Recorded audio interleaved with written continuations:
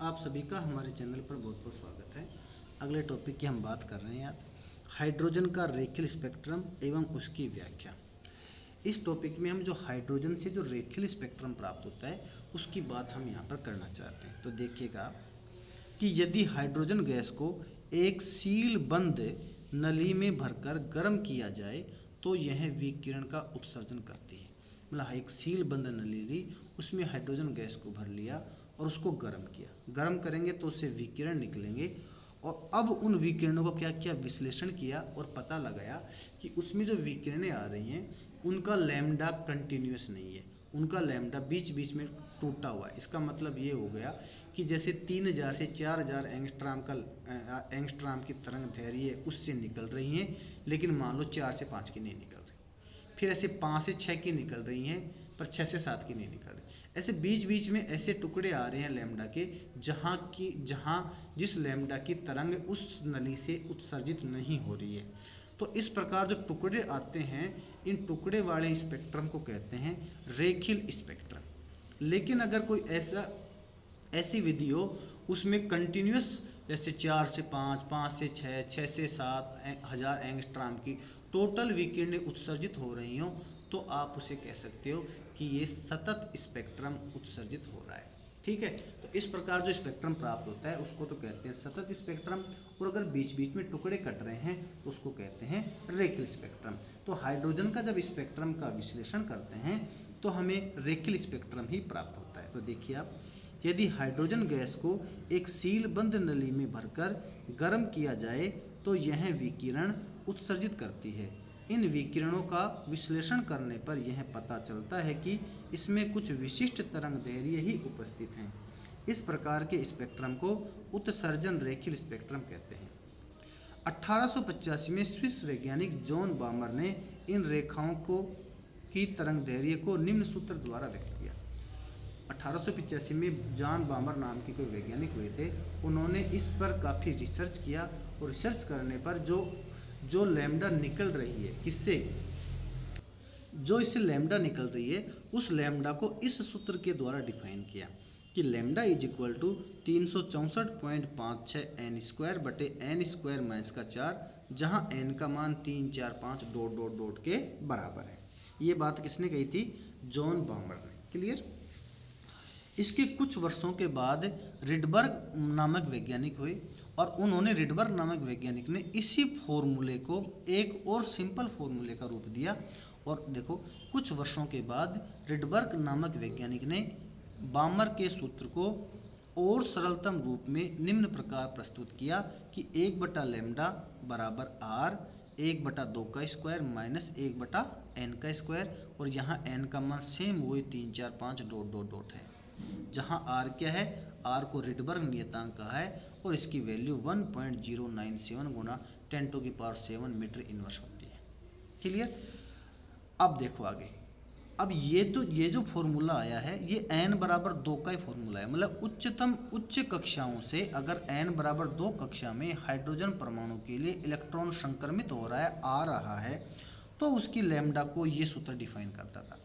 लेकिन इलेक्ट्रॉन तो n बराबर 1 में भी आ सकता है, n बराबर 3 में भी आ सकता है, 4 में भी आ सकता है, उसके बारे में ये सूत्र डिफाइन नहीं कर रहा था। लेकिन उनके बारे में अलग अलग वैज्ञानिकों ने उस चीज़ का अध्ययन किया और उन्होंने अपने अपने सूत्र के हिसाब से सीरीज बताई, और उस सीरीज का नाम उन वैज्ञानिकों के आधार पर रखा गया, जैसे लाइमन श्रेणी, बामर श्रेणी, ब्रैकेट श्रेणी, ये सब वैज्ञानिकों के नाम पर ही आधारित है। तो देखिए आप, कुछ समय पश्चात अन्य श्रेणियों की उपस्थिति का पता चला जिनका नाम उनके प्रारंभिक खोजकर्ता के नाम पर पड़ा। इन श्रेणियों को निम्नलिखित सूत्रों द्वारा व्यक्त किया जा सकता है। देखिएगा, लाइमन श्रेणी तो देखो, जब n का मान 1 हो तो लाइमन श्रेणी, 2 हो तो ब्रैकेट श्रेणी जिसकी बात मैं पहले कर चुका था, 2 हो तो बामर श्रेणी, 3 है तो पाश्चन श्रेणी, 4 है तो ब्रैकेट श्रेणी और 5 है तो फुंड श्रेणी। ये वैल्यू यहाँ पर देखो, तो लाइमन श्रेणी का फॉर्मूला बन गया कि 1/लैम्डा इज इक्वल टू आर 1/1 का स्क्वायर माइनस 1/n स्क्वायर, यहाँ n का मान 2, 3, 4 डॉट डॉट डॉट। मतलब इसमें दूसरी, तीसरी, चौथी कक्षा से पहली कक्षा में इलेक्ट्रॉन आते हैं तो जो श्रेणी प्राप्त होती है उस श्रेणी को लाइमन नाम दिया गया और उसे लाइमन श्रेणी कहा गया। इसी प्रकार जो दूसरे की बात करेंगे वो यहाँ नहीं लिखा, क्योंकि ब्रैकेट की बात हम बामर की बात हम पिछले पेज पर कर चुके थे, इसलिए उसको यहाँ पर नहीं लिखा। तो n बराबर 1 के बाद सीधा 3 ही आ रहा है, क्योंकि 2 का फॉर्मूला हमने पिछले पेज पर पढ़ लिया था, इसलिए यहाँ दोबारा नहीं लिखा है। और जब n का मान 3 है अर्थात 4, 5, 6 से इलेक्ट्रॉन अगर तीसरी कक्षा में आता है तो पाश्चंद श्रेणी प्राप्त होती है। 5, 6, 7 से अगर चौथी में आता है तो ब्रैकेट प्राप्त होती है, और 6, 7, 8 से अगर पाँचवीं में आता है तो फुंड श्रेणी प्राप्त होती है। क्लियर। अगला टॉपिक देखिए आप, बोर सिद्धांत द्वारा हाइड्रोजन स्पेक्ट्रम की व्याख्या। ये क्या होती है देखिएगा ध्यान से। अब आप, यदि इलेक्ट्रॉन n2 कक्षा से n1 कक्षा में संक्रमण करता है तो उत्सर्जित फोटोन की ऊर्जा hν = En2 - En1 होती है। ये बात आपको मैंने बोर के जो अभिग्रहित पढ़ाए थे उसमें ये पढ़ा दी थी कि hν बराबर होता है E2 - E1। अब E2 की जगह तो En2 लिख दिया और E1 की जगह En1 लिख दिया, समीकरण 1।